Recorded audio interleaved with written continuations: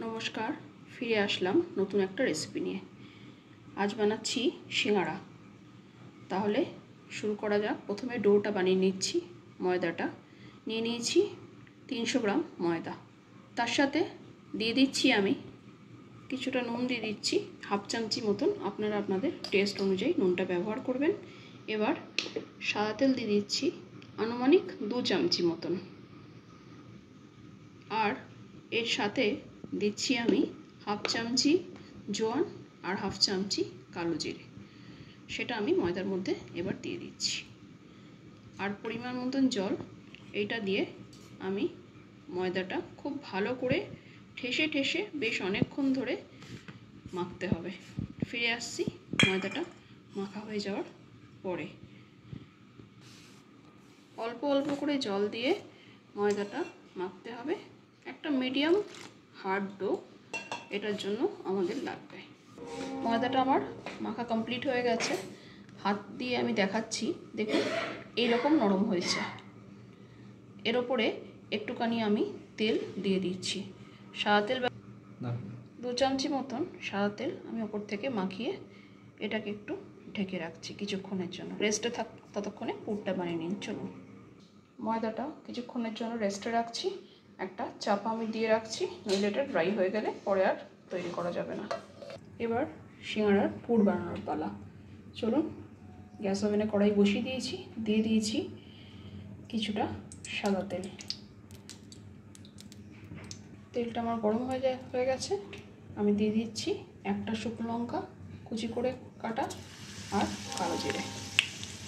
ফোড়নটা ফেটে উঠেছে, দিয়ে দিচ্ছি আদার কুচি আর কিছুটা কাঁচা লঙ্কার কুচি। ঝালটা আপনাদের টেস্ট অনুযায়ী আপনারা ব্যবহার করবেন। দিয়ে দিচ্ছি অ্যাজ পার টেস্ট নুনটা, এটা আপনাদের টেস্ট অনুযায়ী আপনারা দেবেন। 4টে মিডিয়াম সাইজের আলু আমি আগের থেকেই বয়েল করে রেখেছি, সেটা আমি হাতের সাহায্যে ভেঙে ভেঙে এই তেলের উপরে আস্তে আস্তে করে দিয়ে দিচ্ছি। সেদ্ধ করা আলুটা ফোড়নের সঙ্গে কিছুক্ষণ আমি নেড়ে নিচ্ছি। এরপরে আমি এতে দিয়ে দিচ্ছি হাফ চামচি হিং। হিংটা আপনারা আপনাদের টেস্ট অনুযায়ী বুঝে নেবেন। আমার হিংটা এভারেস্টের, ওই জন্য আমি হাফ চামচি মতনই ব্যবহার করলাম। দিয়ে দিচ্ছি হাফ চামচি হলুদ আর হাফ চামচি ঝাল লঙ্কার গুঁড়ো। আর এর সাথে আমি দিয়ে দেবো 1 চামচি ধনে গুঁড়ো এবং 1 চামচি জিরে গুঁড়ো। আমি এই মশলাটার মধ্যে দিয়ে দিচ্ছি। দিয়ে ভালো করে এটাতে নাড়তে হবে। এই নাড়াটা কিন্তু সিঙ্গাড়ার টেস্ট হওয়ার একটা প্রধান কারণ। খুব ভালো করে ভাজা ভাজা করতে হবে যতক্ষণ অবধি আপনি না বুঝতে পারবেন যে মশলাটা আমার কমপ্লিট হয়ে গেছে। আচ্ছা, এখানে একটা কথা বলে রাখি, সেটা হচ্ছে যে বাদামটা আমি ব্যবহার করছি ওটা কিন্তু রোস্টেড সল্টেড বাদাম। আমার কাছে কাঁচা বাদাম ছিল না।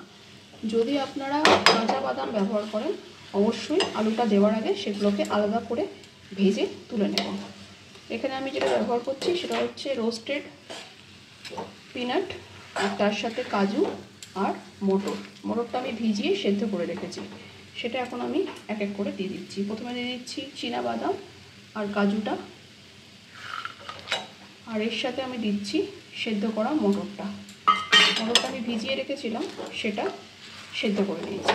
দিয়ে দিচ্ছি সেদ্ধ করে রাখা মটরটা। আপনাদের কাছে কড়াইশুঁটি থাকলে সেটাও আপনারা ব্যবহার করতে পারেন। পুরটা আমার মোটামুটি রেডি হয়ে গেছে। এর উপর আমি কুচনো ধনেপাতা দিয়ে পুরটা গ্যাসটা বন্ধ করে দিলাম। এবার এই যে সিঙ্গাড়ার পুরটা তৈরি করলাম সেটাকে আমি একটা সেপারেট থালায় সরিয়ে দিচ্ছি। সিঙ্গাড়ার পুরটা আমি একটা সেপারেট জায়গায় ঢেলে নিলাম।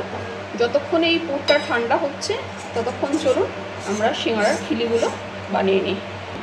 আমি এইভাবে কেটে নিয়ে বেলে নিয়েছি এবং তার হাফ করে নিচ্ছি।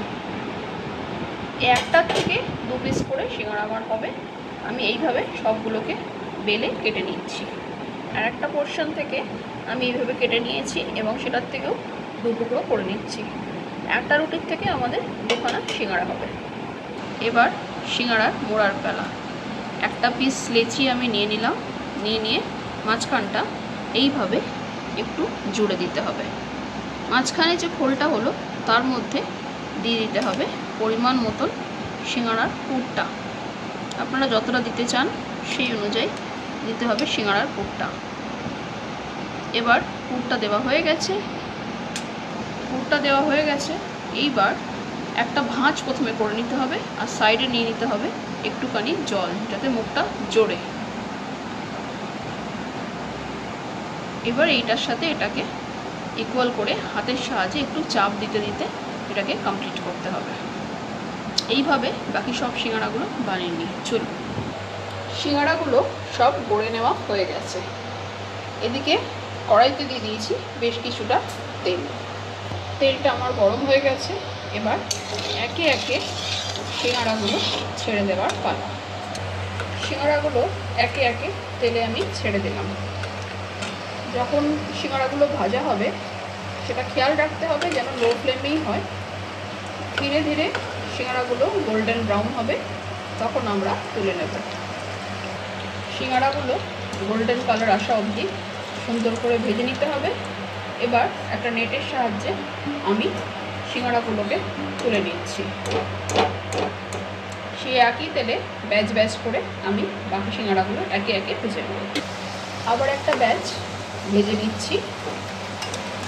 যদি আজকের রান্নাটা আপনাদের ভালো লাগে রেসিপিটা, তাহলে অবশ্যই একটা লাইক করবেন, কমেন্ট করবেন, শেয়ার করবেন, আর সাবস্ক্রাইব করবেন যদি আমাদের চ্যানেলে নতুন বন্ধু হয়ে থাকেন। আপনাদের একটা সাবস্ক্রিপশন আমাদের এগিয়ে নিয়ে যেতে অনেক সাহায্য করবে। আর আমার কাছ থেকে আপনারা নতুন নতুন কী রান্না শিখতে চাইছেন সেটাও কমেন্ট করে জানাতে ভুলবেন না। তাহলে এইভাবে বাকি সিঙ্গাড়াগুলো আমি একে একে ভেজে নিচ্ছি। তাহলে সার্ভ করে দিলাম সিঙ্গাড়া, আর সঙ্গে সস দিয়েছি। কেমন লাগলো অবশ্যই জানাবেন।